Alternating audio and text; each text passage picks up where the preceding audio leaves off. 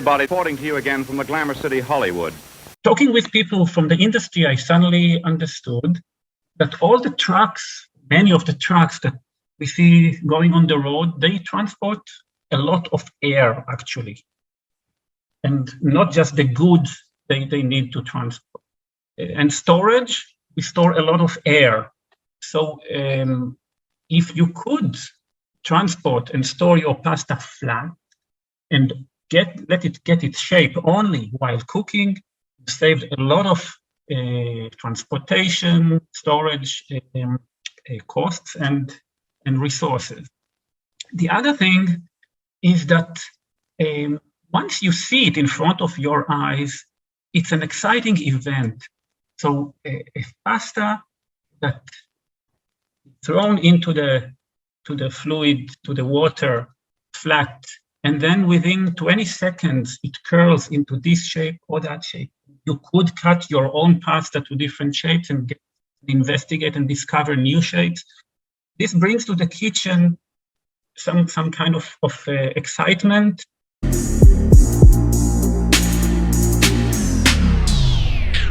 If you love listening to this show, please consider giving a rating and a review on Amazon Alexa or wherever you listen. We want to continue bringing you this amazing content, and part of our ability to do that means that we need a big audience. Now, it may not seem like much, but rating and reviewing the show will help more people find us, just like how you found this show. Simply on any podcast platform, search for a show, scroll down to the bottom, and push 5 stars. It's that easy. Thanks for supporting the show.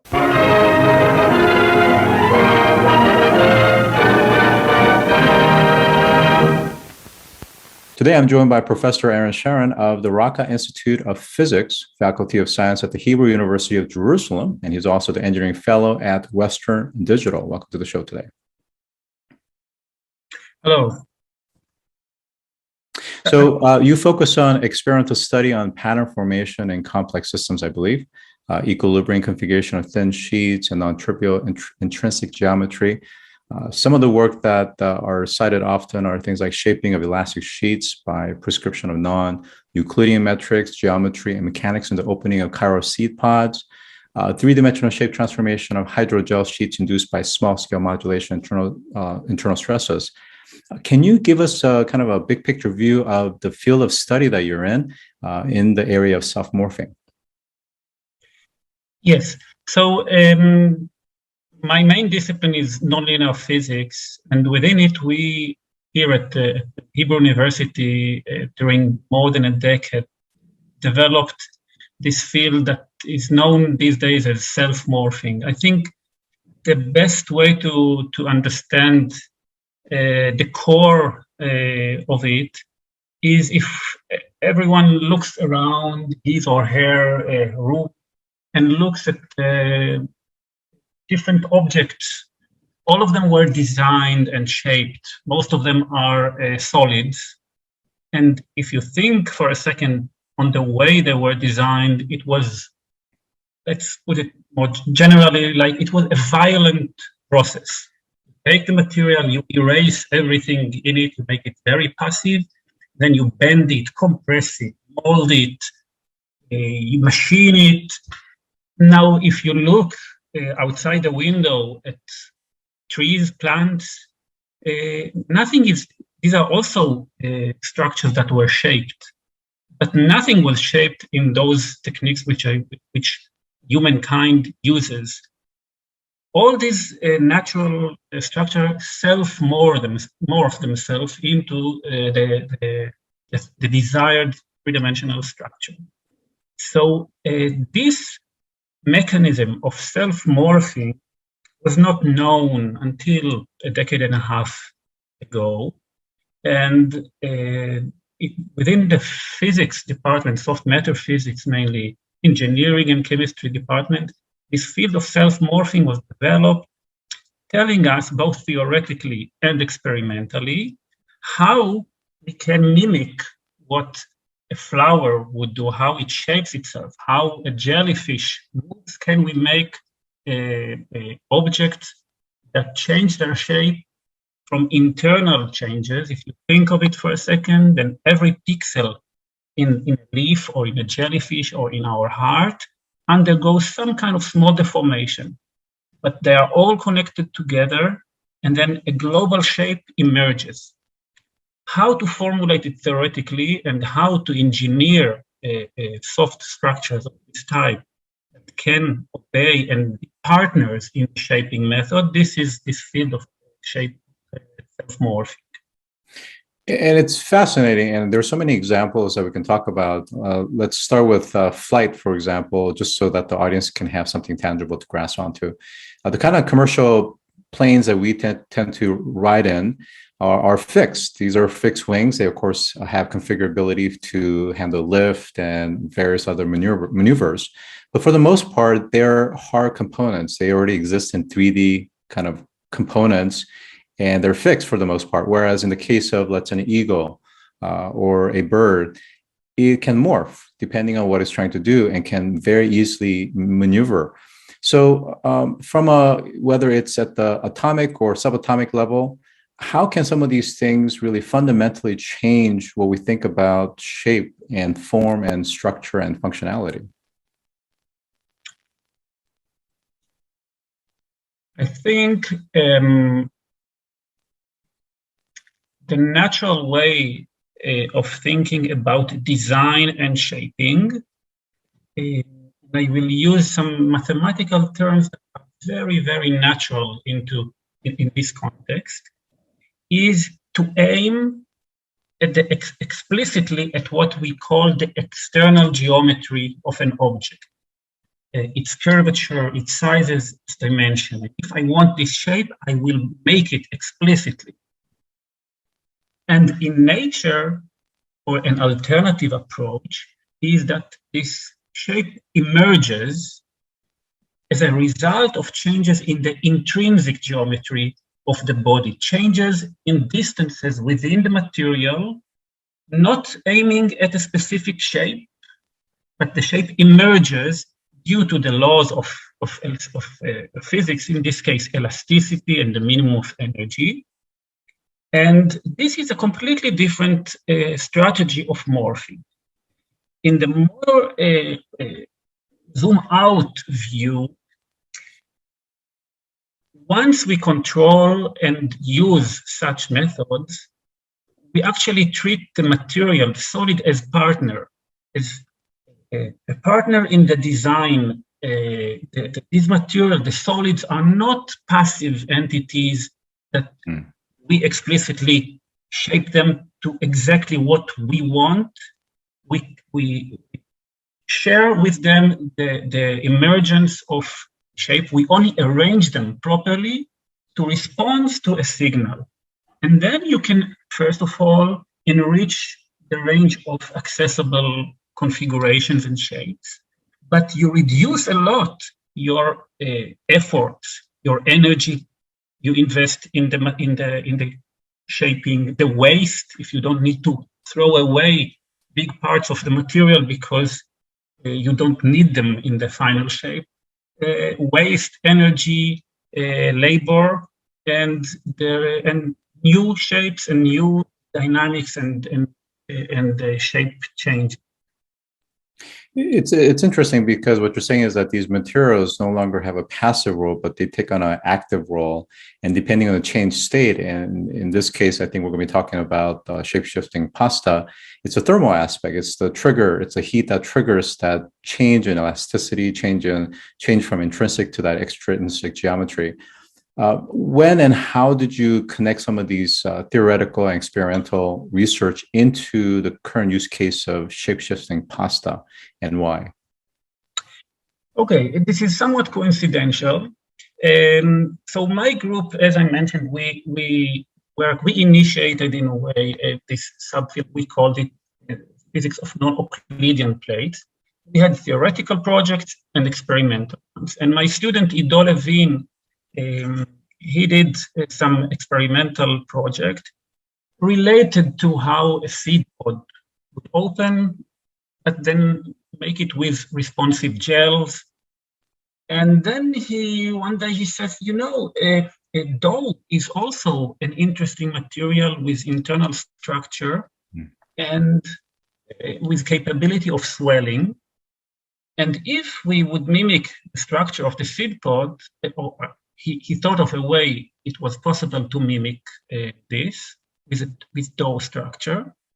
It should undergo shape changes like our gels and like our more synthetic and physical oriented materials. And so we simply got the simplest conventional pasta dough.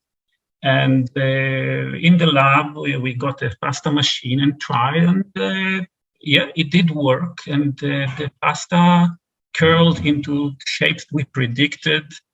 And we found out that, well, here is something we can develop, because if you think about two main things that currently I see in this interesting in this pasta. First of all, you know, it is flat. You make flat pasta sheets, and when you cook them in front of your eyes or your kids' eyes, they start forming these three-dimensional shapes. So two things. First of all, when you store them, when you ship them, they are flat. The packing is extremely efficient. And like, for example, these are not pastas, but these are ribbons that, again, we can show later that how they curl in. But this is extremely low volume structure.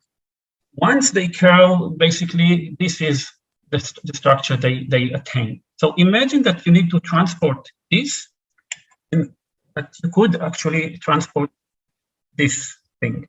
So talking with people from the industry, I suddenly understood that all the trucks, many of the trucks that we see going on the road, they transport a lot of air, actually. And not just the goods they need to transport. And storage, we store a lot of air. So if you could transport and store your pasta flat and let it get its shape only while cooking, you saved a lot of transportation, storage costs and resources. The other thing is that once you see it in front of your eyes, it's an exciting event. So a pasta that thrown into the fluid, to the water, flat, and then within 20 seconds, it curls into this shape or that shape. You could cut your own pasta to different shapes and investigate and discover new shapes. This brings to the kitchen some kind of excitement and time and shape and motion are there, and we think this is another a new direction that can be developed. Great, thank you very much for explaining that. And for the laypersons that are listening, they're probably trying to grab onto some sort of a benchmark.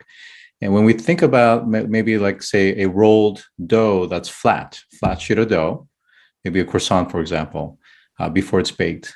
When it's in flat form, but when you introduce it to heat, it's going to get inflamed and enlarge, and there's going to be air pockets, and it's going to bubble up, and it changes shape into its final form, whether it's a croissant or some other biscuits or some other baked goods. It has a kind of a similar attribute in that regard, correct? It's just that you've been able to design the intrinsic aspect so that it has that final external form when it's cooked. Yes. So croissant, bread, these are three-dimensional structures. They swell and inflate as three-dimensional objects. But we are more focused on thin sheets, membrane-like structures like burrito or taco and pasta and things of this type. Thin sheets, but these sheets can be programmed in the way you prepare them, so they are not uniform in different locations. And then once you put them either in the oven or in boiling water, different parts of them undergo different deformations. But since they are connected together, they generate three-dimensional shape. Now, of course, many of us have seen different types of materials that are more alloy based, and they have a certain shape, whether it's a, let's say, a coiled wire, for instance, or straight. And when it's introduced in heat, it changes. But then maybe if it changes the temperature, it reverts back to its shape, even if you deform it. Can you talk about how the different underlying materials give the ability to not only self-morph, but to also go back to the original form as well? Yes, correct. Okay. Now, as far as our theory and approach as physicists, there's no difference between these materials. Our job is really to connect between the distribution of local deformations and the emerging 3D shape. However, of course, for the user and for the designers and engineers and architects, it is very different if you have a once in a time action that generates a stable form, or if you have a responsive element. So this has to go to the different types of materials. So we work with environmentally responsive gels that swell and shrink in a reversible manner. Then we draw this field of expansion in the sheet in order to get this shape, and then cooling and heating up changes between this flat and shaped and 3D shaped configuration. There are other materials, there are pneumatic elastomers, there are wood, for example, is an excellent reversible responsive material which responds to humidity. And more materials can be developed. Currently, we want to extend the relevance of this new approach to design and go to architecture. Imagine that indeed you can generate self-morphing architectural large-scale structures. If you could even make them reversible, then you will get responsive architectural structures. This might sound like science fiction, but I think we have nearly all the elements that are needed, both theoretically and experimentally, in order to make such thing in reality. And we work here on the Racah Institute. I work with an architect, Abel Blonder, on implementing the same principles of the pasta, but on large scales with construction materials. So some of these materials are non-reversible, and they are good for some needs. Some are reversible, and then you can have periodically activated structures, and we could even make materials that are completely autonomous. You don't need to heat them from outside. They have internal chemical reaction, oscillatory, and they beat like a heart, and they can swim. And these are completely synthetic materials, perform much more than we usually think of solids. So you covered a lot, and it's fascinating to say the least. In the case of morphing buildings, is that, again, just to be clear, we're not talking about the current concrete substrate materials per se, but it could be something entirely different, including bacteria-based, that allows for that morphing aspect. So it has to have the right functionality and characteristics to actually allow for that. So it really does change a lot of things, because buildings certainly is one of the biggest emitters of carbon. And it's also the thing that actually absorbs a lot of energy that currently we're not actually using to convert into clean energy, for instance. And then you mentioned also locomotion. And this is actually quite interesting, is if you think about like squid or other type of fish that has locomotion by moving its body, is that without introducing heat, for instance, you could in some other form actually actuate that so that it can actually have that locomotion, that movement through the water, for instance. So that's really fascinating as well. Now, kind of taking a step back here, is that the big picture is in 2022, we've really seen how supply chain crunch and shortages has impacted the economy severely throughout the world. And of course, throughout the world, we're starting to really see the impact of that, including inflation. Of course, inflation is also related to the monetary policy from the back in 2008, but nonetheless, supply chain has become real problematic. And it's also very costly. Fuel rise because the commodity price has gone up as well. So the fact that we can start to potentially have not just pasta, but wood, maybe some sort of alloy, other type of materials that could come in almost a flat sheet, stackable form that takes up a lot less space, that's pretty profound, given the fact that I think according to Forbes Insight, non-optimized packaging comprised of at least 25% air, meaning most companies are just transporting air and paying for that. And of course, it has huge environmental costs and impact. So what are other practical applications that this can be applied in the next 5 to 10 years?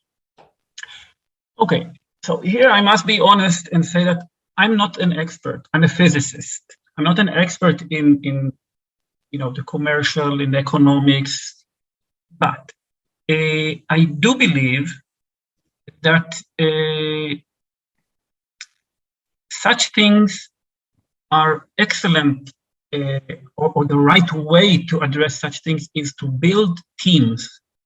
And for example, my physics student in my lab, they spend a lot of time with design students from Bezalel Institute for design. So I have two students from industrial design in my lab.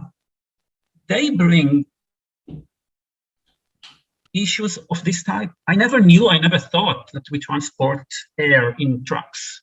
But these people that think of humanity and human needs, they bring this point of view to us, to the physicists, to the scientists. We bring to them fresh new science, and together we just much better than individuals. The same thing is be correct to add other people into the team and learn from each other. So I don't have any something smart to say about your question. I definitely do believe that once we just point to the fact that solids are all around us, that solids are much more than we tend to think. They are not just passive entities, not just solid as a rock. Solids can be partners, can do many things. This must have implication on many aspects that I don't know. I will hear from designers, from architects, from textile and fashion designers, etc., etc. My job is to bring this new, the message about this new capability of controlling matter and of letting it be partner in morphing. And then we just need to wait and see if it has real impact or if it is just mainly cute, surprising, and exciting. Understood, and completely agree with you. My last question is, taking this even further, is because, again, we've been talking in the context of supply chain or transportation. Perhaps maybe the very extreme case of that is transporting things from Earth to, let's say, outer space or the moon, for instance. And of course, the cost of transporting things into space is very expensive, probably the most expensive versus, let's say, air carrier, train, or any other forms for that matter.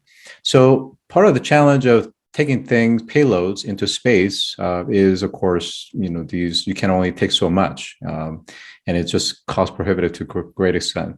One of the plans to replace the International Space Station is this kind of an inflatable module where NanoRacks and Voyager Space Holding is going to take one single payload and inflate that into the shape of the new space station, for instance. How does the technology or the physics that you're working on, self-morphing, could potentially really help as we think about creating, let's say, habitat or terraforming the moon, for instance, and all the equipment and the materials that we have to bring from Earth But instead of 3D forms that take up a lot of space, we can actually bring it in flat forms, okay, and take a lot more payload that can actually be helpful.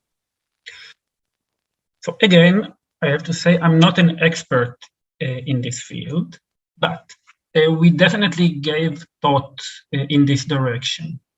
And we were not the first. Self-origami and origami-like structures are already in use in space engineering. When we think about a large scale being sent, or even buildings for settlers, yes, transportation, self-morphing is an extremely attractive channel. There's a lot to do. There's a long way, don't misunderstand me, there's still a long way, mainly in developing materials, because the traditional materials that